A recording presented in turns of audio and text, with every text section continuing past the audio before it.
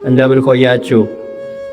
አሜን። ቸርነቱ የማያልቅ ቅዱስ እግዚአብሔር ስለማይነገር ስጦታው ስላደረገልን መልካም ነገር ስለምናውቀው ስለማናውቀው ታላቅ ግብሩ ታላቅ ቸርነቱ ሁሉ ስሙ የተመሰገነ ይሁን። እግዚአብሔር እንደወደደ መጠን ዛሬ ባለን ደቂቃ የምንነጋገርበት የትምህርታችን ርዕስ የሚሆነው መልካሙን ነገር ማን ያሳየናል በሚል ኃይለ ቃል ይሆናል። እስኪ አብራችሁ ይበሉ። መልካሙን ነገር ማን ያሳየናል? ልበ አምላክ ክቡር ዳዊት በዘመረው መዝሙር 4 ቁጥር 7 ላይ የልበ አምላክ የክቡር ዳዊት መዝሙር 4 ቁጥር 7 ላይ የምናገኘው ኃይለ ቃል ነው። መኑ ያርእየነ ሰናይቶ ብዙሃን እለ ይቤሉ መኑ ያርእየነ ሰናይቶ። በዚያን ጊዜ ብዙ ሰዎች መልካሙን ነገር ማን ያሳየናል? የተሻለውን ጎዳና ማን ያመለክተናል? ቀናውን ምግባር ማን ይጠቁመናል? ሰማያዊ የሆነውን የእግዚአብሔርን ቃል የነገር እግዚአብሔርን የነገረ ማርያምን የጾም የጸሎትን ነገር የትህትናን የፍቅርን ነገር ማን ከመጽሐፍ ጠቅሶ ምስጢሩን ተርጉሞ ከእግዚአብሔር አግኝቶ ሱባኤ ገብቶ በሕይወት ኖሮ በእግዚአብሔር ቤት ጸንቶ ማን የእግዚአብሔር ቃል ይነግረናል ብለው የሚጠይቁበት ዘመን ይመጣል ይላል። ይህንን መዝሙር ከመጀመሪያ ጀምሮ ጥቂት ሐሳቡን ከማየታችን በፊት መጀመሪያ ስለ ጸሐፊውና ስለ መዝሙረ ዳዊት አንድ ሁለት ነገሮችን ማለት ተገቢ ነው። እንግዲህ ልበ አምላክ ክቡር ዳዊት ማለት ብዙ ትርጓሜ ያለው ስምን የተሸከመ በእግዚአብሔር ጸጋ በብሉይ ኪዳን እንደ ሐዋርያት በፍቅር የኖረ ጠላቶቹን የሚወድ በኦሪት ሳለ የወንጌልን ሕግ ገንዘብ አድርጎ የኖረ ጠላትን ጥላ ወዳጅህን ውደድ በምትል በብሉይ ኪዳን ሕግ ጸንቶ ሳለ ጠላቱን የሚወድ ጠላቶቹን ላለመጥላት የታመነ ሰው ነበረ። ቅዱስ ዳዊትን መጽሐፍ ስሙን ሲተረጉመው ዳዊት ማለት ሕሩይ ማለት ነው ይላል። ከብዙሃን መካከል ከአእላፈ እስራኤል የተመረጠ ጣዖት ከሚያመልኩት ከእግዚአብሔር መንገድ ከወጡት እግዚአብሔርን ከማይታዘዙት በተሾሙበት ሹመት ጸንተው ካልተገኙ ከነሳኦል ተለይቶ የተመረጠ ሕሩይ ማለት ነበረ። ዳዊት ማለት የተመረጠ ማለት ነው። ሌላው ዳዊት ማለት ልበ አምላክ ማለት ነው። የእግዚአብሔርን ሐሳብ እንደ እግዚአብሔር ፈቃድ የሚኖር ማለት ነው። እግዚአብሔር እንደሚወደው እግዚአብሔር እንደሚፈቅደው እግዚአብሔርን ደስ በሚያሰኝ ጎዳና የሚጓዝ ባለስልጣን ነኝ ንጉሥ ነኝ ብሎ የማይታበይ ባለጸጋ ነኝ ብሎ እንደፈለገው የማይሆን በዙፋን ተቀምጦ እግዚአብሔር እንደሚወደው የተጓዘ ሰው ነበረ። ስለዚህ እግዚአብሔር አምላክ እንደ ልቤ የሆነ የልቤን ፈቃድ የሚፈጽም የእሴይን ልጅ አገኘው ብሎ ዳዊትን በእስራኤል ላይ ሾሞት። ሌላው ዳዊት ማለት መስተሳልም መስተፋቅር ማለት ነው። የሚያዋድድ ሰላምን የሚያወርድ ማለት ነው። ዳዊት ማለት የሚያዋድድ በሰዎች መካከል ፍቅርን የሚዘራ አሕዛብ እንኳን የሚወዱት የሚያከብሩት በብዙ መንገድ በሃይማኖት የማይመስሉት እግዚአብሔርን የማያመልኩ ጣዖት የሚያመልኩ እንኳን አሕዛብ ዳዊትን ይወዱት ነበረ። ተወዳጅ ተፈቃሪ እስራኤላውያን ዕድሜ ልኩን እንዲገዛቸው ፈቃዳቸው የነበረ እርሱን ከመውደዳቸው የተነሳ ከእርሱ በኋላ የነገሱ ነገሥታትን ጭምር ዳዊት ዳዊት ዳዊት እያሉ ይጠሯቸው ነበር፣ ያለ ስማቸው ማለት ነው። በሚወደው በእግዚአብሔር ቤት ጸንቶ በሕዝቡም ጭምር የተወደደ ተወዳጅ ፍቅርን የሚያጋባ ፍቅርን የሚያካፍል ሰላምን የሚያወርድ ነበረ ዳዊት ማለት። እርሱ እግዚአብሔርን ወዶ በእግዚአብሔር ሕግ ተጉዞ የሰራት መዝሙር የዘመራት ምስጋና ያመሰገናት በበገና የደረደራት መዝሙር ደግሞ እጅግ በጣም የተወደደች ሆነች። ስለ መዝሙረ ዳዊት ሲናገሩ መጻሕፍት ምን ይላሉ? እስመ መዝሙረ ዳዊት ትመስል ገነተ ዘታቀርብ መላእክተ ወተሰድድ አጋንንተ ዘትጸጊ ጽጌያተ ወትፈሪ ፍሬያተ። መዝሙረ ዳዊት እንደምንድናት ካላችሁኝ ይላል መጽሐፍ ሲናገር፣ መዝሙረ ዳዊትስ ትመስል ገነተ እግዚአብሔር ለአዳም ብሎ የተከላት ገነትን ትመስላለች ይላል። መዝሙረ ዳዊት በሉ መዝሙረ ዳዊት ምን ትመስላለች? ምን አይነት ነገር ናት? እስኪ ስለ መዝሙረ ዳዊት ንገረን ካላችሁት ይልና ሊቁ እስመ መዝሙረ ዳዊት ትመስል ገነተ ዘታቀርብ መላእክተ ወተሰድድ አጋንንተ። መላእክትን የምታቀርብ ናት። በገነት መላእክት ይሰበሰባሉ። ለምን? እግዚአብሔርን ለማመስገን። በገነት መላእክት ይሰበሰባሉ። ለምን? አዳምን ለማጀብ፣ አዳምን ለማጫወት፣ ለማነጋገር፣ ከሔዋን ጋር ለማውጋት መላእክት በገነት ይሰበሰቡ ነበረ። ዛሬም አብርሃም፣ ይስሐቅ፣ ያዕቆብ፣ እነ ዳዊት፣ እነ ሰሎሞን፣ እነ ኤርምያስ፣ እነ ኢሳይያስ፣ እነ ማቴዎስ፣ እነ ማርቆስ፣ እነ እንጦንስ፣ እነ መቃርስ፣ እነ ጊዮርጊስ፣ እነ መርቆሬዎስ በዚያ በገነት ነው ያሉ። ስለዚህ መላእክት ወደ ገነት ይሰበሰባሉ ዛሬም። ለምን? ከቅዱሳኑ ጋር አብረው ለመዘመር፣ ለማመስገን፣ እግዚአብሔርን ደስ ለማሰኘት፣ እግዚአብሔርን ለማክበር በመላእክት ምስጋና ከቅዱሳን ጋር አንድ ሆነው በገነት ይዘምራሉ። ስለዚህ መዝሙረ ዳዊት ልክ እንደ ገነት መላእክት የሚሰበሰቡባት፣ መላእክትን ስባ የምታወርድ የምታቀርብ ናት ይላል። መዝሙረ ዳዊት በጽኑ ልብ በንጹሕ ልብ የሚዘምርን የሚጸልይን ሰው መላእክት እኔ ልጋርደው እያሉ ክንፋቸውን በላዩ ይረብባሉ ይላል።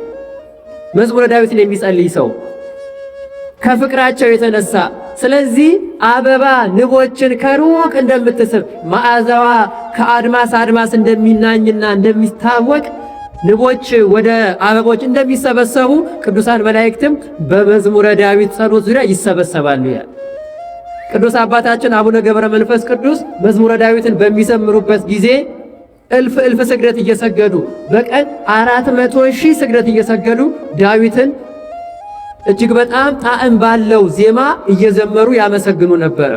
ያን ጊዜ ቅዱሳን መላእክት ክንፎቻቸውን ከበው ዙሪያቸውን ሆነው እግዚኦ እግዚእነ ጥቀ ተሰብሐ ስምከ እያሉ መላእክት ራሳቸው ምን ትዑቱ ሰብ ከመ ትዝክሮ፣ ይህንን ሰው ነው መልአክ ነው እንዴት ባለ መንገድ ነው የፈጠርከው እያሉ የሚዘምሩትን ዳዊት እየደገሙ የሚሰግዱትን አቡነ ገብረ መንፈስ ቅዱስ መላእክት ራሳቸው ደግሞ ያመሰግኗቸው ነበር።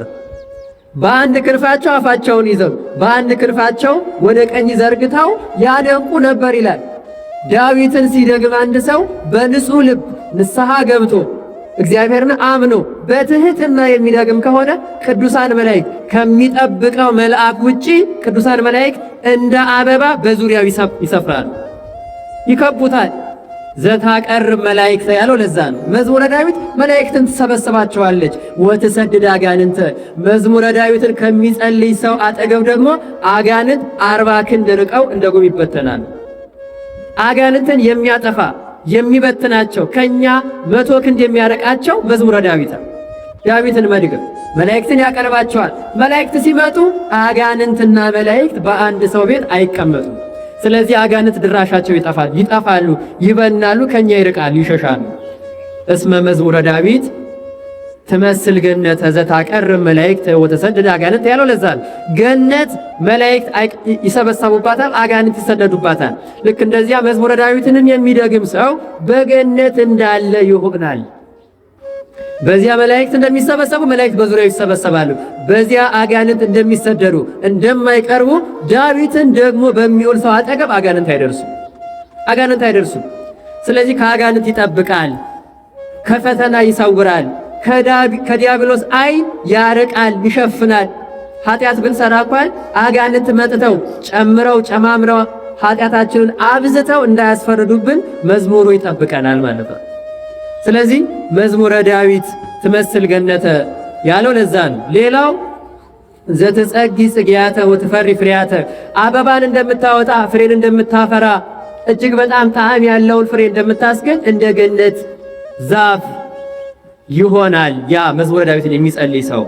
ስለዚህ አበባ እንደሚያብብ ፍሬ እንደሚያፈራ ልክ ፍሬውን ብለው ሰዎች ሁሉ ወደዚያ ፍሬ ወዳለው ዛፍ እንደሚሰበሰቡ አበባውን ብለው ንቦች እንደሚሰበሰቡ መላእክትን የምትሰበስብ ቅዱሳን የምትሰበስብ ትሆናለች ማለት ነው።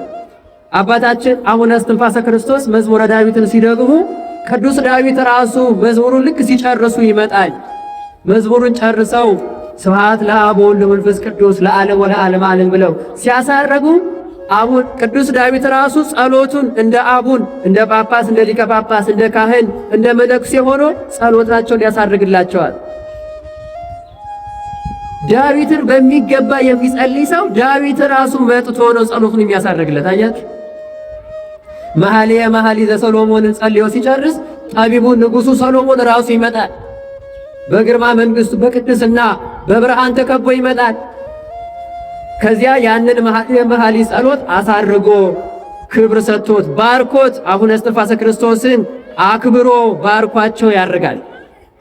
ስለዚህ ጸሎትን የሚጸልይ ሰው እንደዚህ በቅዱሳን ተከቦ ባያያቸው እንኳን በቅዱሳን መካከል በመላእክት መካከል ሆኖ ነው ዳዊትን የሚደግመው።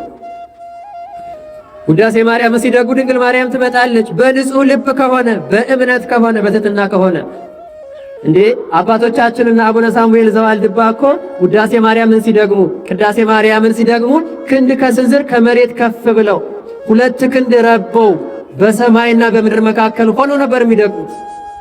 ያደላቸው።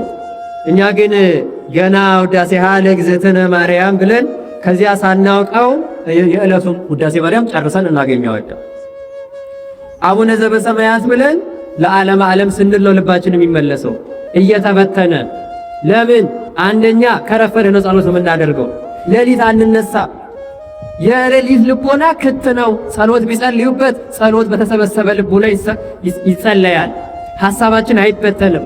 አጋንንት ሐሳባችንን አይበታትኑትም። አባ ጊዮርጊስ ዘጋስጫ እኮ ስለ ጸሎት ሲናገር መጀመሪያ ወያከብድ ዲበ ቀነደ አይን ቅንባችን ላይ ሰፍሮ እንዳንነሳ እንቅልፉን በላይ እየደረበ እንቅልፍ እንዲጫነን ያደርጋል ሰይጣን። ለጸሎት ስለነሳ ስንል ከተነሳን በኋላ ደግሞ ሐሳባችን እንዲበተን ያደርጋል። እስመ አልቦ ዘይጸልኦ ዘእንበለ አህጉሎ ዳዊት አህጉሎ ጸሎትን ከማስታጎል ጸሎት እንድናቋረጥ ከማድረግ በቀር ዲያብሎስና አጋንንት የሚጠሉት ነገር የለም ይላል ሊቁ ሲናገር። ከጸሎት በላይ የሚጠላው ነገር የለም ሰይጣን። እንደ ጸሎት የሚጠላው ነገር የለም። ብዙ ምግባራት አሉ። ትሕትና አይወድም፣ ፍቅር አይወድም፣ ሰላም አይወድም፣ አገልግሎት አይወድም። ብዙ የሚጠላው ምግባራትን በሙሉ ይጠላል። ጸላኤ ሰናያት ነው የምንለው። ነገር ግን እንደ ጸሎት የሚጠላው ነገር የለም። እስመ ሐጽ በኀቤሁ ይላል። እንደ ጦር እንደ ፍላጻ የሚወጋው ስለሆነ ወፈድፋደሰ ይጸልእ ዜና ውዳሴኪ ይበልጡን ደግሞ ይላል በአርጋኖን ሊቁ ያንቺን ስም መስማትን ይጠላል። በጸሎት ድንግል ማርያምን የሚያነሳት ሰው እጅግ አብዝቶ ይጠላል ይላል። ስለዚህ መዝሙረ ዳዊትን መድገም እንደዚህ ባለ ክብር እንደዚህ ባለ ጸጋ ከመላእክት ጋር ማመስገን፣ እንደ ገነት ባለ ቅዱስ ቦታ መገኘት፣ ቅዱሳን መላእክትን መሳብ፣ አጋንንትን ማራቅ የመቻልን አቅም ስልጣን መያዝ ነውና ሰው በፍትሐ ነገሥት ሊቃውንት እንደነገሩን ውዳሴ ማርያምና ዳዊት ሳይደግም መዋል የለበትም አንድ ክርስቲያን። ውዳሴ ማርያምና ዳዊትን መድገም የአንድ ክርስቲያን ግዴታ ነው። አርጋኖኑም ትሩፋት ነው። ቅዳሴ ማርያም ትሩፋት ነው፣ ተጨማሪ ነው። ከበረታ ይደግመዋል። ወንጌለ ዮሐንሱን፣ ውዳሴ አምላኩን፣ ድርሳነ ማሕየዊውን፣ ራእየ ዮሐንሱን፣ ወንጌላቱን፣ ብሉያቱን፣ ጸሎተ ነቢያቱን ብዙዎቹን ሊደግም ይችላል። ዳዊትና ውዳሴ ማርያም ግን ግዴታ ነው። ይህን የማይደግም ክርስቲያን ለመባል የሚቀረው መስፈርት አለ ማለት ነው። በሌላ ቋንቋ አንድ ሰው መታወቂያ ካላወጣ ወይም ደግሞ የዜግነት ማረጋገጫ ከሌለው ዜጋ እንደማይባለው ወይም ደግሞ በታደሉት ሀገራት እንደዚህ ያለ ነገር የሌለው ሰው ከየት መጣ ማን ተብሎ እንደሚታሰረው መንግስት የማያውቀው የሀገሩ ዜጋ ያልሆነ ሰው መኖር እንደማይችለው አንድ ቤተክርስቲያን ውስጥም የቤተክርስቲያን ዜጋ የሚባለው ይህን ሁለት ጸሎት የሚጸልይ ሰው ነው። የሚችል በቃሉ የማይችል በመጽሐፍ ማንበብ እንኳን ባንችል አስጠኑኝ ብለን ከሰላም ለኪ ጀምረን ከዘውትር ጸሎት ጀምረን በቃላችን ይዘን መድገም። ማንበብ የሚችል ደግሞ አማርኛው ነው የሚችል አማርኛው፣ ግዕዙን የሚችል ግዕዙን የሚደግም ራሱ ትርጉሙን ማወቅ አለበት። ትርጉሙን የማያውቅ ከሆነ ምን እያለ እንደሆነ ስለማይረዳው አማርኛውን ነው መጸለይ ያለበት። ጸሎት ነቢብ ምስለ እግዚአብሔር ስለሆነ ከእግዚአብሔር ጋር መነጋገር ደግሞ ማወቅ ስላለብን ማለት ነው። ስለዚህ መዝሙረ ዳዊት እንዲህ ያለ ሰማያዊ ምስጋና ሊቁ በድጋሚ ምን ይላል ስለ መዝሙረ ዳዊት? እስመ በመዝሙረ ዳዊት ይዘምሩ ሰማያውያን ወምድራውያን፣ ምድራውያን ጻድቃን፣ ሰማዕታት፣ ነቢያት፣ ሐዋርያት፣ ሰማያውያን መላእክት ያለ መዝሙረ ዳዊት ስራቸውን አይጀምሩም። አስተውላችኋል? ቅዱስ ሚካኤል መዝሙረ ዳዊትን ይደግማል። ቅዱስ ገብርኤል መዝሙረ ዳዊትን የዳዊትን ቃል ይናገራል። እነ ቅዱስ ኪሩቤል፣ ሱራፌል፣ አእላፍ መላእክት መዝሙረ ዳዊት ከቃላቸው አይለይ። ለምን? እግዚአብሔር ያናገረው እግዚአብሔር ከሰማይ የገለጠለት መዝሙር ስለሆነ። እስመ በመዝሙረ ዳዊት ይዜምሩ ሰማያውያን ወምድራውያን። ምድራውያን በቅዳሴ ጊዜ ዲያቆኑ መዝሙረ ዳዊት ሳይደግም ቅዳሴ አይጀመርም። ካህኑ አሐዱ አብ ቅዱስ ከማለቱ በፊት የሚደግማቸው ጸሎቶች አሉ። በቅዳሴ መሃል የሚሰበክ ምስባክ አለ። እያንዳንዱ አገልግሎት መዝሙረ ዳዊት ስለ 4 ነገር ተሰርቷል ይላሉ ሊቃውንት።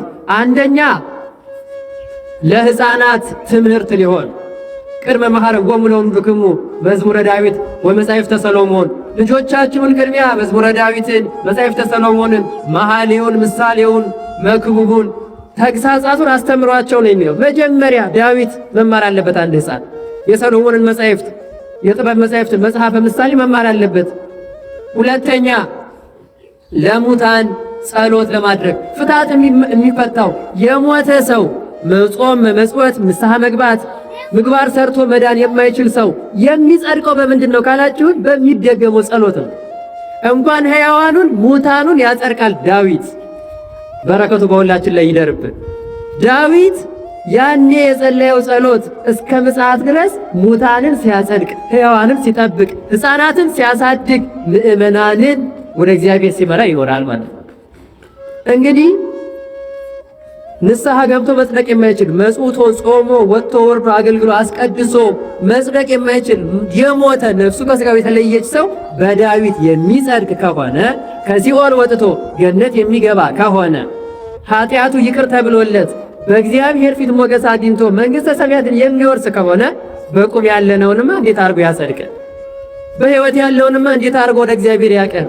እንዴት ኃጢአትን ይደመስስ?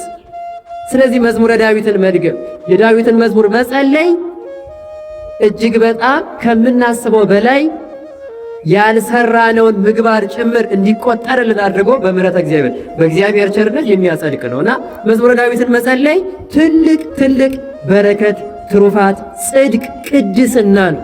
ቅድስና የመዝሙረ ዳዊት በረከት ለዕድሜ ይተርፋል። ዳዊት የሚደግሙ አባቶቻችን 100 ዓመት፣ 110 ዓመት፣ 115 ዓመት ይኖራሉ። የምታውቁት ነው። መዝሙር የሚደግም ሰው ዕድሜው ይረዝማል፣ ይባረክለታል። የልጅ ልጅ ልጅ ያያል። በሥጋ እንኳን ብናስበው በረከተ ሥጋ በረከተ ነፍስ የሚያሰጥ ነውና እግዚአብሔር አምላክ ከዳዊት መዝሙር ዳዊትን ከነመዝሙሩ አስበው መዝሙሩን ዘምረው በረከት አግኝተው ከተጠቀሙ አባቶች በረከት እግዚአብሔር አምላክ ሁላችንንም ያካፍለን። ወደ ትምህርታችን ስንመለስ ርዕሳችን ምን ነበር? እስኪ ንገሩኝ። መልካሙን ነገር በሏ፣ ጮክ በሉ። መልካሙን ነገር በሉ። ማን ያሳየናል? መኑ ያርአየነ ሰናይቶ። መልካሙን ነገር የቀናውን ጎዳና ማን ያሳየናል ብለው ይጠይቃሉ። እንግዲህ መዝሙሩ ስለ መነናውያን የተጸለየ ጸሎት ነው። ራሱን የቻለ አርዕስት አሉት። ወደዚያ ወደ መዝሙረ ዳዊት አደጋገምና አከፋፈል አንገባም። መዝሙር 4 ግን ሲጀምር ሶበ ጸዋዕክዎ ለእግዚአብሔር ሰብአኒ ጽድቅየ ይላል። ስለ መዝሙሩ ስለ ቃል እግዚአብሔር ስም የተመሰገነ ይሁን። እግዚአብሔርን በጠራሁት ጊዜ በለመንኩት ጊዜ ጮኬ ወደ እግዚአብሔር በጸለይኩ ጊዜ ሰምዐኒ ጽድቅየ፣ በእውነት ሆኜ የጸለይኩትን ልመና እግዚአብሔር ሰማኝ ይላል። ጸሎት እንዲሰማ የሚያስፈልጉ መስፈርቶች አሉ። ምኖች አሉ? መስፈርቶች አሉ። ጸሎታችን ለምን አልተሰማም? እግዚአብሔርን ለመንኩት አልሰማኝም፣ ይሄን ያህል ጊዜ ተመላለስኩ ደጁ፣ ነገር ግን ምላሽ አልሰጠኝም፣ የፈለኩትን አላገኘሁም፣ ጤናዬን አልሰጠኝም፣ አልፈወሰኝም፣ የጠየቁትን አልመለሰልኝም የምንለው የሚጎለን ነገር ስላለ ነው። የመጀመሪያው የጸሎት መስፈርት በእምነት ሆኖ መጸለይ ነው። እንዲያደርግልን ሳይሆን እንደሚያደርግልን አምኖ መጸለይ። ያደርግልኛል ሲሆን አድርጎልኛል፣ እግዚአብሔር በፍጹም ሳያደርግልኝ አይቀርም ብለን አምነን መጸለይ ነው። ፍጹም እምነት ለጸሎት መሰማት የመጀመሪያው መስፈርት ነው። ሁለተኛ ንስሐ ገብቶ መጸለይ። ንጹሕ ሳይሆኑ የሚጸልዩ ጸሎት ከእግዚአብሔር ዘንድ አይደርስም። ጸሎቱ ለመስተቀየም ከመዘር ዘወድቀ ማእከለ አስዋክ ቅያሜ ያለበት ንስሐ ገብቶ ውስጡን ያላጠራ ያላነጻ ጠብ፣ ክርክር፣ ሐዘን ቅያሜ ያለበት ሰው የሚጸልየው ጸሎት ከእሾህ መካከል እንደወደቀ ዘር ቢበቅል እንኳን እሾሁ እንዳያፈራ ያደርገዋል ማለት ነው። ስለዚህ በመቆሩ የሚያገኘውን ዋጋ ያገኛል። በመጸለዩ የሚሰጠውን ስጋዊ በረከት ይሰጠዋል። ነገር ግን የጸሎትን ሙሉ ዋጋ አያገኝም። ስለዚህ አምኖ መጸለይ፣ ነጽቶ መጸለይ ያስፈልጋል። ነጽቶ መጸለይ በዚህ በአርጋኖን ጸሎቱ ላይ ቅዱስ አባታችን አባ ጊዮርጊስ ዘጋስጫ በረከቱ ይደርብንና ምን ብሎ ይናገራል? እግዚአብሔር እስራኤልን ሲወቅሳቸው ምን ይላቸዋል? አላ ይቀውም ኃጢአተክሙ ማእከሌ ወማእከሌክሙ ከመ አረፍት። እኔ በጆሮዬ የማልሰማ በዓይኖቼ የማላይ በልቡናዬ ጸሎታችሁን የማልመረምር ይመስላችኋል? ነገር ግን ኃጢአታችሁ በእኔና በእናንተ መካከል እንደ ግድግዳ ይቆማል ይላል። ኃጢአታችሁ፣ ዝሙታችሁ፣ ሐሜታችሁ፣ ስድባችሁ፣ ቁርሾ፣ ጠባችሁ፣ ክርክራችሁ በመካከል ቆሞ ጸሎታችሁን ወደ እናንተው እያነጠረ ይመልሰዋል። ሳትታረቁ ብትጸልዩ እግዚአብሔር አይሰማችሁ። ተጣልተን ብትጸልይ እግዚአብሔር ጆሮቹ ወደኛ ጸሎት አያደርግም። ስለዚህ ሁለተኛው የጸሎት መስፈርት ንስሐ ገብቶ መጸለይ። ምንም አይነት ስድብ፣ ሐሜት ያስቀየምነው ሰው ካለ ይቅር ሳንባባል ብንጸልይ እግዚአብሔር ሁሉን ያውቃል። ስለዚህ በመካከል ያለውን ግድግዳ አፍርሰን ነስተን ከንስሐ አባታችን ጋር ከተጣላነው ሰው አብሮን ካለ በዙሪያችን ካለው ሰው ጋር ሰላም ሆነን ነስተን ወደ እግዚአብሔር መጸለይ ነው። ሶስተኛው መስፈርት በስርዓትና በትህትና መጸለይ። በትህትና በትዕቢት አይደለም። ይህን ካረክልኝ ይህን አላደርግም፣ ወይም ይህንን ካልመለስክልኝ ይህን አላደርግም ብለን በመገዳደር አይደለም። እግዚአብሔር ሆይ ስለ ቸርነት አመሰግናለሁ፣ ስላደረክልኝ ነገር አመሰግናለሁ፣ ስለ ጤናዬ፣ ስለ ሰላሜ፣ ስለ ቤተሰቦቼ፣ ስለ ሁሉ ነገር አመስግነ ነው። በስርዓት ማለት እሱ ነው። ምስጋና ይቀድማል፣ ልመናው ኋላ ለሚደርሰው። መጀመሪያ እግዚአብሔርን ማመስገን። ስለ አይኖቻችን አመስግነ ነው እናውቃለን። እግዚአብሔር ስንቱ አይኖቹ ጠፍቶ የዚህን ዓለም ብርሃን ለማየት የሚጨነቃለ። ለበርጤሜዎስ ምን ትፈልጋለህ? ምን ላድርግልህ ሲለው ጌታችን ኢየሱስ ክርስቶስ በኢያሪኮ ጎዳና ማየት ነው የምፈልገው አለ። በቃ ማየት ብቻ ነው የምፈልገው። ገንዘብ የኔ ቢጤ ነው እኮ በርጤሜዎስ። በመንገድ ዳር ቁጭ ብሎ የሚለምን ሰው ነው። ወርቅ አልለመንም፣ ገንዘብ አልለመንም፣ ሀብት አልለመንም፣ ስልጣን አልለመነው። ማየት አለ። አያችሁ፣ ከዚህ ሁሉ ከዘረዘርኩት ነገር ማየት የአይን ብርሃን እጅግ በጣም ወርቅ እንቁ ስለሆነ፣ ስለዚህ ማየት ትልቅ ጸጋ ነው። አመስገነ ነው እናውቃለን። ስለ እጆቻችን ሰጥተን እንድንመጸውት ሰርተን እንድናገኝ ስለተሰጠን እጅ፣ መተን ስለምናስቀድስበት እግራችን፣ ቆመን ስለምንጸልይበት ስለ ውስጥ ስለ ውጭ ሕዋሳቶቻችን እግዚአብሔርን መቼ አመስግነነዋል? ስንት ነገር ሰጥቶናል። በትዳር ያላችሁ በልጅ የከበራችሁ ጥሩ ትዳር ያላችሁ ባል ስለ ሚስቱ፣ ሚስት ስለ ባሉ ያመሰግናል። ስለ ልጆች ታመሰግናላችሁ። ልጅ አጥቶ ስንቱ በየቀኑ ያለቅሳል። ሰላም አጥቶ ትዳሩ ተበጥቶ ስንቱ ስለ ትዳሩ ሰላም ይጨነቃል። በሀብት ላይ ሀብት፣ በገንዘብ ላይ ገንዘብ ሞልቶት ሰላም አጥቶ የሚጨነቅ ስንት ሰው አለ። ጤና አጥቶ የሰበሰበውን ሀብት መብራት አቅቶት ፍትፍት እየበላ የሚሄድ ስንት ሰው አለ። እንዴ የሰጠንን እንጀራ ቆርሰን በስመ አብ ብለን መብላት ትልቅ ጤና እኮ ነው። መጀመሪያ የጸሎት ስርዓት እግዚአብሔር ማመስገን፣ ስለተሰጠው ነገር ማመስገን። ከዛ በኋላ ማክበር፣ ማድነቅ። በልዎ ለእግዚአብሔር ግሩም ግብርከ፣ ስለሰራው ስራ፣ ስለሰጠን፣ ስለ ፍጥረቱ፣ ስለ ድነት፣ ስለ ድንግል ማርያም፣ ስለ ቅዱሳኑ፣ ስለ ቤተ ክርስቲያን፣ ስለ ካህናቱ፣ ስለ መምህራኑ። በእውነት ስንቶች መምህራናቶ ይቸገራሉ። ስለሰጠን ነገር በሙሉ፣ ስለ ሀገራችን፣ ስለ ብዙ ነገር እግዚአብሔርን ማመስገን። ከዛ በኋላ አቤቱ ፈቃደ ቢሆን፣ አቤቱ ብትወድ፣ አቤቱ ልመናዬን ብትሰማኝ፣ በፊትህ ሞገስን ባገኝ። ለእመረከብኩም ሞገሰ በቅድሜከ ያለው አብርሃም አባታችን ሥላሴ መጥተው ከበሩ ላይ አረፍ ሲሉ እንደው በፊትህ ሞገስን ባገኝ፣ በፊትህ ባለሟልነትን ብትሰጠኝ፣ በቤቴ ገብታችሁ እንጀራ ቆርሳችሁ አርፋችሁ ትሄዳላችሁ ብሉ ለማለት ሞገስን ባገኝ ብሎ ነው የጠየቀው። ትህትና አያችሁ። እግዚአብሔር ሆይ ቸርነትህ ቢሆን ፈቃድህ ቢሆን በፊት ሞገስን ባገኝ ይህችን ጸሎቴን ስማኝ ብለን ከዛ በኋላ ልመናችን ማስከተል። እንደደረስን በስመ አብ ብለን ወደ ልመና ሳናመሰግን ሳናከብረው። እግዚአብሔር ክቡር የሆነ ንጉሥ ነው። ክቡር ንጉሥ ነው። ክብርን ይፈልጋል፣ ስርዓትን ይፈልጋል፣ ጥንቃቄን ይፈልጋል። መተን እንደ ጓደኛ የምናወራው አካል አይደለም። እግዚአብሔር እውነት ነው፣ አባታችን ነው። ነገር ግን ስርዓት ሰርቶልናል። ስንጸልይ እንዴት መጸለይ፣ ስናስቀድስ እንዴት ማስቀደስ፣ እያንዳንዱ እርምጃችን እንዴት መሆን እንዳለበት እግዚአብሔር ስርዓት ሰርቶልናል። ስለዚህ በስርዓትና በትህትና ሆኖ መጸለይ ነው። ጸሎት የሚሰማው በሶስት መስፈርት ነው። ብዙ አሉ። ለአሁን እነዚህን ከመረጥን ይበቃል። አንደኛ በእምነት ሆኖ መጸለይ ብለናል። ሁለተኛ በምን ሆኖ መጸለይ? በምን ሆኖ መጸለይ? በንጽህና ሆኖ መጸለይ፣ ንስሐ ገብቶ መጸለይ። ሶስተኛ በስርዓትና በትህትና ሆኖ መጸለይ ያስፈልጋል። ስለዚህ እንደዚህ ያለ ክቡር ዳዊት ሰው በጸወይክሙ ለእግዚአብሔር ሰምዓኒ ጽድቅየ፣ በእውነት ሆኜ የጸለይኩትን በሐሰት አይደለ፣ ንስሐ ገብቼ ከነ ኃጢአቴ አይደለ፣ ተጸጽቼ የጸለይኩትን ጸሎቴን ለመነን እግዚአብሔር ሰማኝ። ሰው በጸወይክሙ ለእግዚአብሔር ሰምዓኒ ጽድቅየ ወእምንዳቤ አርሃበ ሊተ፣ ከመከራዬ አሰፋልኝ፣ ከመከራዬ ይልቅ እጅግ በጣም የሰፋ በረከትን ሰጠኝ። ከሰጠኝ ከደረሰብኝ ችግር ይልቅ እግዚአብሔር ብዙ የከበረ ነገርን ሰጠኝ። ከታመምኩት መታመም፣ ከተሰደድኩት መሰደድ፣ ከደረሰብኝ ረሃብ ጥም በላይ እጅግ ብዙ የሆነ የማይቆጠር በረከትን እግዚአብሔር ሰጠኝ ይላል። ወእምንዳቤ አርሃበ ሊተ ተሳሃለኒ ወሰምዓኒ ጸሎትየ፣ ይቅር አለኝ ጸሎቴን ልመናዬንም ሰማኝ ይላል። እግዚአብሔር ሁላችን ጸሎታችንን ይስማን።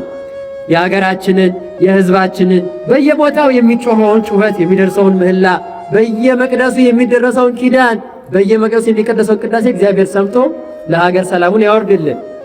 እንደ ዳዊት እንዲህ ብለን የምንዘምርበትን ጊዜ አምጣልን እግዚአብሔር። ጸሎቴን ልመናዬን ሰማኝ ኃጢአቴንም ይቅር አለኝ ይላል። አንደኛ ይቅር ብሎ ኃጢአቴን ደምስሶ በደሌን ትቶ ጸሎቴን ሰማኝ። አንድም ጸሎቴን ሰምቶ ልመናዬን ሰምቶ ማረኝ ይቅር በለኝ ያልኩትን ጸሎት ሰምቶ እግዚአብሔር ይቅር አለኝ። ሁለቱ አብረው የሚሄዱ ናቸው። ንስሐ አንገባ ብንጸልይ እግዚአብሔር አይሰማንም። ንስሐ ገብተን ደግሞ ይቅር እንዲለን ንስሐችንን እንዲቀበለን መጸለይ አለብን። ማረን ይቅር በለን፣ ንስሐዬን የእውነት ንስሐ አድርግልኝ፣ በአፍ ብቻ አታስቀርብኝ ብለን መለመን ያስፈልጋል። ንስሐ ገብቶ ይቅር የማይባሉበትም ብዙ መንገድ ስላለ ስንገባ ንስሐችን ፍጹምና የተለባበሰ ስለሆነ ዝርዝር አድርገን ሐሰታችንን እውነቷን ስለማንናገር እግዚአብሔር ንስሐችንን ይቅር የሚልበት ጎዳናው እጅግ በጣም ብዙ ያጠረ ነው። በሰራው ባልሰራው ይቅር በሉኝ ብለን የምንመጣበት አይደለም። ንስሐ ዘርዝረን ነው ንስሐ የምንገባው። ጥቃቅኑን ትልልቁን ኃጢአት እንዲህ አድርጌ ኃጢአቱን ብቻ አይደለም የሰራንበትን መንገድ ጭምር። ሰው ስርቆት አንድ ኃጢአት ነው፣ ግን የሰረቀበት መንገድ የሰረቀው ሰው ማንነት እጅግ በጣም ኃጢአቱን ያከብደዋል፣ ያሰፋዋል። እያንዳንዷን ነገር በምልአት ነው ንስሐ መግባት ያለብን፣ ዘርዝረን ተናግረን። ንስሐ አባታችን ፊት ዘርዝረን ያልተናገርነውን ኃጢአት እግዚአብሔር በእልፍ አእላፍ ሰራዊተ መላእክት ፊት ነው የሚገልጠው። ስለዚህ እኛ ኃጢአታችንን ስንገልጠው እግዚአብሔር ይሰውረዋል፣ እኛ ስንሸሽገው እግዚአብሔር ይገልጠዋል። የንስሐ ስርዓት ይህ ነው። ስለዚህ እንዲህ አለ። ከዛ በኋላ ምን አለ? ደቂቀ እጓለ ለመሕያው እስከ ማእዜኑ ታከብሩ ልበክሙ ለምን ታፈቅዱ ከንቶ ወተሐሱ ሐሰተ። እናንተ የሰው ልጆች አለ ዳዊት፣ እስከ መቼ ድረስ ነው ልቦናችሁን የምታከብዱት? የእግዚአብሔር ቃል የማትሰሙት፣ ንስሐ ግቡ ስትባሉ የማትገቡት፣ ስድባችሁን ተው ስትባሉ የማትተዉት፣ ዝምታን የማትለምዱት። በእውነት አንዳንድ ሰው አለ የሚናገረው ንግግር ከጦር ይልቅ ልብን የሚወጋ። እስከ ማእዜኑ ታከብሩ ልበክሙ፣ ጎረቤት ለጎረቤት ተጣልቶ መተት የሚያስደርግ ሰው አለ፣ የሚተበትብ አለ በቅናት። እስከ ማእዜኑ፣ እስከ መቼ ነው በጎረቤቶቻችሁ ላይ መተት የምትደግሙት? እስከ መቼ ነው በመልካም ኑሮ ባለው ሰው ላይ የምትቀኑት? እስከ መቼ ነው አንደበታችሁ የሰውን ሕይወት የሚበጠብጠው? ሐሜት እያማችሁ ሰው እያጣላችሁ ባልና ሚስት የምታፋቱት እስከ መቼ ነው? እስከ መቼ ነው ልጆቻችሁን እያስራባችሁ እየጠጣችሁ እየሰከራችሁ በየመንገዱ እየወደቃችሁ ትዳራችሁን የምትበድሉት? እስከ ማእዜኑ። እስከ መቼ ነው የሰው አተላ ስትጋቱ የሰው ሰፈር ስትረብሹ ቤታችሁን ትዳራችሁን እያፈረሳችሁ የምትኖሩት? እስከ ማእዜኑ ታከብሩ ልበክሙ ለምን ታፈቅሩ ከንቶ፣ ተራውን ነገር ፈርሶ በስብሶ የሚቀረውን ብላሽ የሆነውን ነገር እስከ መቼ ነው የምትወዱት? ለምንድን ነው ለሚስቶቻችሁ የማትታመኑት? ለምንድን ነው ለልጆቻችሁ የማትታመኑት? ለምንድን ነው ለቤተሰባችሁ የማትታመኑት? ድካማችሁን ለነፍሳችሁ የማታደርጉት እስከ መቼ ነው? እያንዳንዱ በየሰፈሩ በየቤቱ የሚሰራው ነገር እግዚአብሔር ያያል፣ ይወቅሳል። በመንገዴ የማትሄዱት በእውነት የማትሄዱት እስከ መቼ ነው? የማትሰሙት ንስሐ ገቡ ስትባሉ ዛሬ ነገ፣ ቁረቡ ስትባሉ ገና ነኝ ልጅ ነኝ እያላችሁ ንስሐ አባት የምታስቸግሩ፣ አግቡ ስትባሉ እድሜያችሁን አድረሳችሁ ተምራችሁ ስራ ይዛችሁ ዛሬ ነገ እያላችሁ ለዝሙቱ፣ ለመዳራቱ፣ ለመንቀዥቀዡ እንዲመቻችሁ እየቀጠራችሁ በተፋሰስ የምትኖሩ በዚህ በዚያ የምትሉ የምትረግጡ እስከ መቼ ነው? ለምንድን ነው የማትሸከፉት? አባቶቻችን እኮ በገጠር ያሉ ካህናት ቢጨንቃቸው ያላገባ ሰው እንዳይቆርብ ብለው እስከ መገሰጽ ድረስ ደርሰዋል። ሰው ጊዜውን እየፈጀ ሆዳምነቱ፣ ስታምነቱ ብቻውን መብላት ለምዶ ሰው ሌላ ምንም ምክንያት የለው እስከ ማእዜኑ እስከ መቼ ነው እያለ ያሉብንን ኃጢአቶች በሙሉ መቼ እንደምናስተካክል ይነግረናል። ወደ ርዕሳችን ልመለስና እንጨርስ። ብዙሃን ይቤሉ መኑ ያርአየነ ሰናይቶ፣ ብዙዎች እንደዚህ ከወቀሰ በኋላ ብዙዎች መልካሙን ነገር የሚያሳየን ማን ነው ይላሉ። መልካሙን ነገር የሚያሳየን ማን ነው? አንደኛ ንጹሕ የሆነ ልቡናችን መልካሙን ነገር ያሳየናል። ልበ ንጹሐ ፍጥር ሊተ እግዚኦ። ልበ አምላክ ክቡር ዳዊት በሌላኛው መዝሙሩ ላይ እግዚኦ አቤቱ ንጹሕ ልብን ፍጠርልኝ፣ መልካሙን ቅን የሆነ ሕሊና ፍጠርልኝ፣ አንተን የማይበትን አንተን የማስብበትን አንተን የማመሰግንበትን ንጹሕ ልብን ፍጠርልኝ ይላል። መጀመሪያ መልካሙን ነገር የሚያሳየን ንጹሕ ልቡናችን ነው። ሰው ልቡ ከጠቆረ፣ ልቡ በኃጢአት ከተበላሸ፣ ልቡ በበደል በክፋት ከጠቆረ መልካሙን ነገር ማየት አይችልም። እውነተኛውን መንገድ ማየት የሚችለው፣ ጽድቅን ማየት የሚችለው፣ ቅድስናን ማየት የሚችለው፣ የእግዚአብሔርን መንገድ ማየት የሚችለው ልቡ ንጹሕ ሲሆንለት። ስለዚህ መኑ ያርአየነ ሰናይቶ፣ ቀናውን ልቡና ማን ይሰጠናል? እንዴት እናገኘዋለን ይላሉ ሰዎች። ቀና ልቡና የሚገኘው ንጹሕ ልብ የሚገኘው እግዚአብሔርን በማሰብ ንስሐ በመግባት በመጾም በመጸለይ በመስገድ ወደ እግዚአብሔር ቤት በመምጣት ስጋውን ደሙን በንጽህና ሆኖ በመቀበል። የመጀመሪያው መልካሙን ነገር የሚያሳየው ሰው ልቡ ነው። ልቡናው ቀና ካልሆነና ንጹሕ ካልሆነ መምህር ቢሰብከው፣ ካህን ቢናዝዘው፣ መምህራን ተሰልፈው ቢመክሩት ቢገስጹት እግዚአብሔርን ቃል አይሰማም። ስለዚህ የመጀመሪያው የእግዚአብሔርን ቀና መንገድ የሚያሳየው ንጹሕ የሆነ ርቱዕ የሆነ ሰማያዊ የሆነ እግዚአብሔርን ዕለት ዕለት የሚያስብ ድንግል ማርያምን የሚያስብ የእግዚአብሔር ነገር የሚወጣ የሚወርድበት ርቱዕ የሆነ ቅዱስ ልቡና ነው። ሁለተኛው መምህራን ናቸው። ሁለተኛው መኑ ያርአየነ ሰናይቶ፣ መልካሙን ነገር ማን ያሳየናል? የጾምን ነገር ማን ያስረዳናል? የምጽዋትን ስልቱን ማን ይነግረናል? ወደ እግዚአብሔር ቤት መተን የማስቀደሱን ኃይል ብርታት ሐሳባችንን ሰብስበን እንዴት እንደምንጸልይ ወደ እግዚአብሔር ፍጹም የንስሐ ሕይወት እንዴት እንደምንገባ ማን ይነግረናል ካላችሁ መምህራነ ቤተ ክርስቲያን ዕለት ዕለት ከቤቱ ቆመው ቃሉን የሚሰምኩ የሚያስተምሩ መምህራን እውነተኛውን የእግዚአብሔርን ጎዳና ያሳያሉ። አሁን ዘመኑ የተበላሸ ነው። ዘመንስ መልካምም ክፉም የለውም። ዘመንን የሚያከፋም ደግም የሚያደርግ ሰው ነው ይላሉ አባቶቻችን። ዘመኑ በብዙ መንገድ እጅግ አስቸጋሪ ዘመን ነው። ሰው በየግሉ ደስ ያለውን መምህር እየመረጠ እውነተኛ ይሁን ሐሰተኛ፣ መናፍቅ ይሁን አማኒ ሳያውቅ የሚማርበት፣ ሰው ሁሉ በእጁ ትምህርት የሚማርበት፣ በየቤቱ የሚሰበክበት ጊዜ ነው ዘመኑ። እውነተኛውን መምህር መምረጥ ያስፈልጋል። ከቤተ ክርስቲያን ቁጭ ብሎ የተማረውን መምህር፣ ቤተ ክርስቲያን ያስተማረችው መምህር ነው ብላ የሾመችውን ሰው ለይቶ በትክክል መማር ያስፈልጋል። ብዙ መናፍቃን ስለሚያስተምሩ በፌስቡክ፣ በቴሌግራም፣ በቲክቶክ፣ በዩቲዩብ በጣም ብዙ ትምህርት አለ። ቃለ እግዚአብሔር ብላችሁ ብትገቡ አንድ ጥቅስ ጠቅሳችሁ ብትገቡ እልፍ አእላፍ ስብከት ይመጣላችኋል። የቱ እውነተኛ የቱ ሐሰተኛ እንደሆነ ማወቅ አስችል።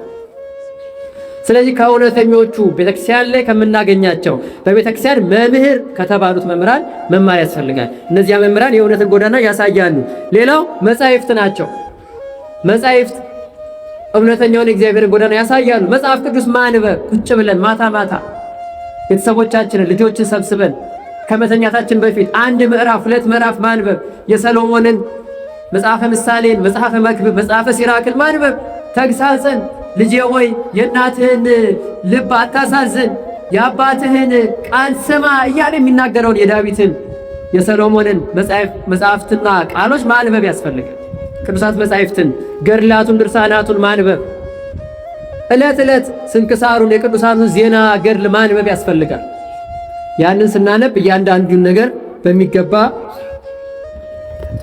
ይገለጻል። ቀጥተኛውና እውነተኛውን መንገድ ማወቅ እንችላለን ማለት ነው። ስለዚህ መኑ ያርአየነ ሰናይቶ፣ ብዙዎች በዚህ ዘመን በሚመጣውም ዘመን እውነተኛውን ጎዳና ማን ያሳየናል ይላሉ።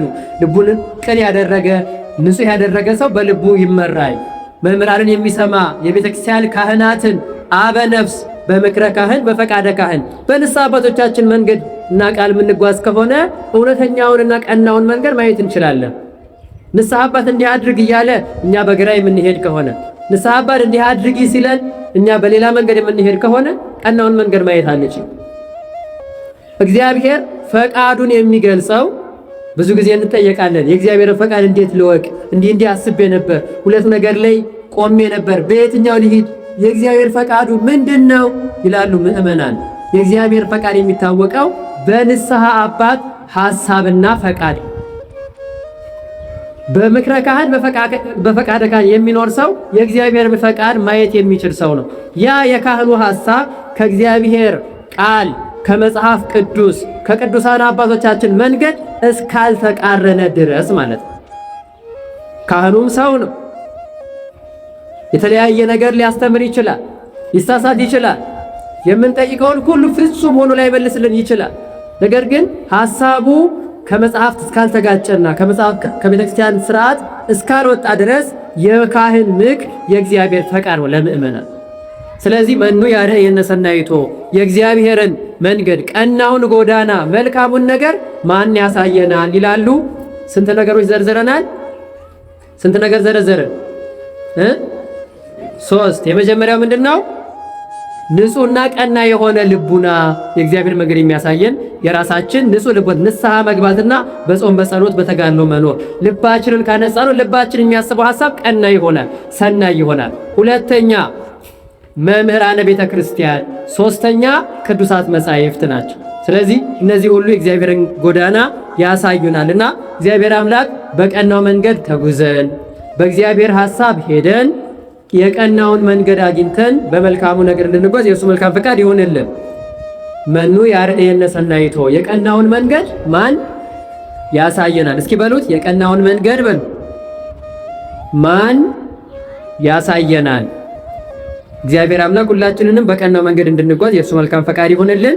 በቀናው መንገድ ተጉዘው የቀናች መንግሥተ ሰማያትን የቀናች ገነትን ከወረሱ ወደ እግዚአብሔር እቅፍ ከገቡ በእግዚአብሔር ፊት ቀርበው ንዑ ሀቤ ቡሩካን ለአቡየ ከሚላቸው ከቅዱሳን አባቶቻችን ከአብርሃም ከይስሐቅ ከያዕቆብ ከክቡር ዳዊት ከቅዱስ ሰሎሞን ከኢሳይያስ ከኤርምያስ ከነቢያቱ ከሐዋርያት ከጴጥሮስ ከጳውሎስ ከጻድቃን ከእንጦንስ ከመቃርስ ከሰማዕታት ከቅዱስ መርቆሬዎስ ከቅዱስ ጊዮርጊስ ከጻድቃን ከሰማዕታት መንገድና ሀገር መንግሥተ ሰማያት እግዚአብሔር አምላክ ሁላችንንም ያድርሰን። ወስብሐት ለእግዚአብሔር ወለወላዲቱ ድንግል ወለመስቀሉ ክቡር። ይቆየን።